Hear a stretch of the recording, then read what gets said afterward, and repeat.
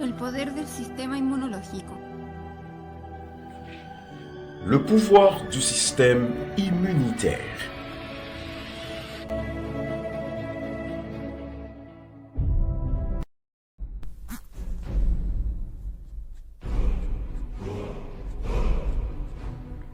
Hola, buenas noches a todos. Los países tienen una estrategia de seguridad para garantizar la protección de su territorio. ¿Qué pasa con tu cuerpo? Historia del sistema inmunológico, parte 1. Tal es que es nuestro tema de hoy. Bonjour, bonsoir à tous.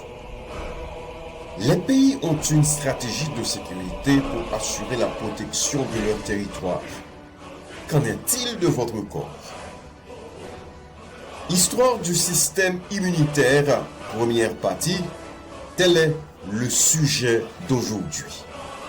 Muchas personas viven sin pensar en el valor de la vida que poseen, ni incluso se preocupan de su mantenimiento, más allá de su alimentación diaria. Pero en ocasiones nos encontramos con un problema de salud y nos sorprende enormemente. Cuando superamos estos problemas, a veces nos asombramos y solemos reaccionar dando especial valor al cuidado y mantenimiento saludable de nuestro cuerpo e incluso nos proponemos mejorar nuestros hábitos.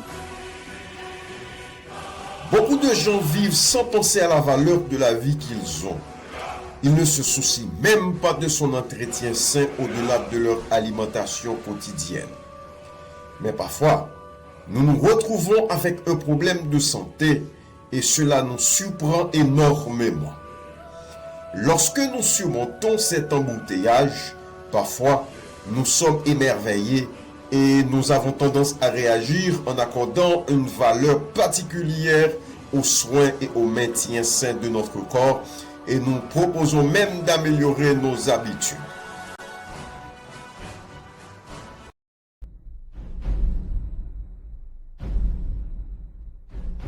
Sin embargo, pronto nos olvidamos de estas nobles intenciones, aunque por fortuna cada uno de nosotros posee un guardián interno. Es el sistema inmunológico que de esta manera silenciosa permanentemente está cuidándonos y protegiendo nuestras vidas, esencialmente frente al virus, bacterias, parásitos e incluso frente a tumores. Cependant, nous oublions vite ces nobles intentions, même si heureusement, chacun de nous a un gardien interne.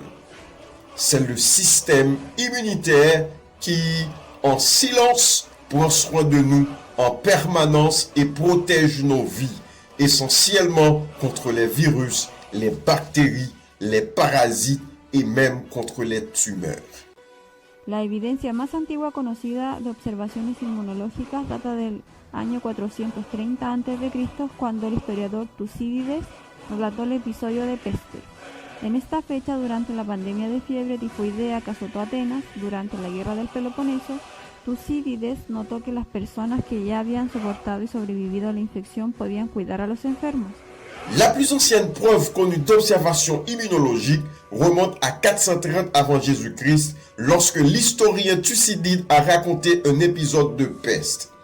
À cette date, lors de l'épidémie de typhoïde qui a frappé Athènes pendant la guerre du Péloponnèse, Thucydide a remarqué que seules les personnes qui avaient déjà enduré et survécu à l'infection pouvaient soigner les malades.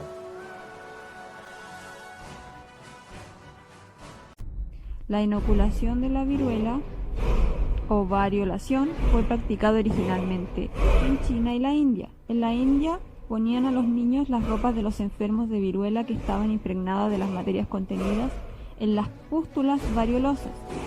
Se cubrían con las mismas ropas de las heridas.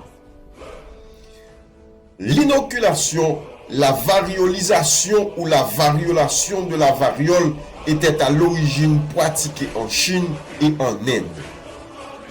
En Inde, ils ont mis sur les enfants les vêtements des malades de la variole imprégnés de matériaux connus dans les pustules de variole.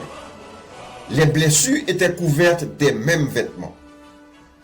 En los pueblos africanos se practicaba la inoculación, frotando el pus de un enfermo sobre una incisión realizada previamente a la persona que se quería proteger. unas veces en el dorso de la mano izquierda y otras en el pliegue del muslo o el codo. Turquía realizaba esta maniobra durante el siglo XVI, la cual alcanzó gran popularidad por la protección que brindaba a las esclavas caucásicas, famosas por su belleza, y por las marcas que solía dejar la enfermedad, las que representaban un elemento de merma de su valor en el mercado.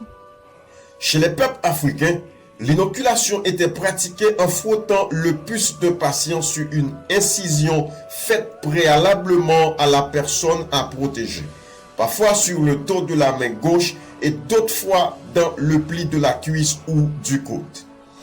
La Turquie avait mené cette manœuvre depuis le XVIe siècle, qui est devenue très populaire pour la protection qu'elle offrait aux esclaves du Caucase.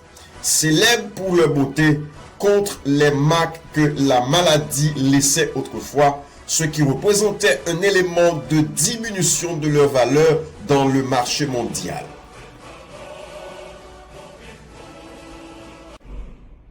Al mismo tiempo, el médico rural Edward Jenner observó que las mujeres agricultoras que estaban en contacto regular durante el ordeño con la viruela vacuna, que es inofensiva para los humanos, se salvaron de las epidemias de viruela.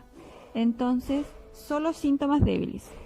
Par le même temps, le médecin rural Edward Jenner a observé que les agricultrices qui étaient en contact régulier lors de la traite avec le cowpox ambiental, qui est l'inoffensive pour l'homme, étaient sauvées des épidémies de variole, puis fréquentes ou ne présentaient que des faibles symptômes.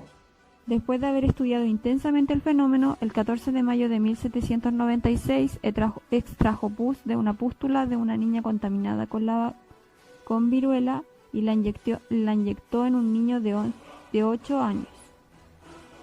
Después de que el niño se recuperó de la leve enfermedad inducida por la vacuna, Jenner le inyectó viruela real. El niño también superó esta infección sin síntomas graves. Sobre la variolación, el método de Jenner ofreció algunas ventajas importantes. Las personas vacunadas con Vaccinia no exhibieron los típicos granos y cicatrices inducidas por la variolación. A diferencia de la variolación, no hubo riesgo de mortalidad y los vacunados no presentaban ningún riesgo de contagio.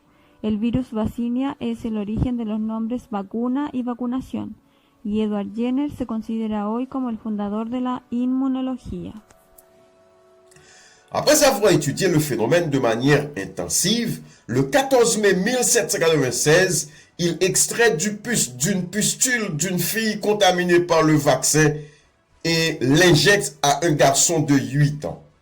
Après que le garçon se soit remis de la légère maladie induite par le vaccin, Jenner lui a injecté une véritable variole.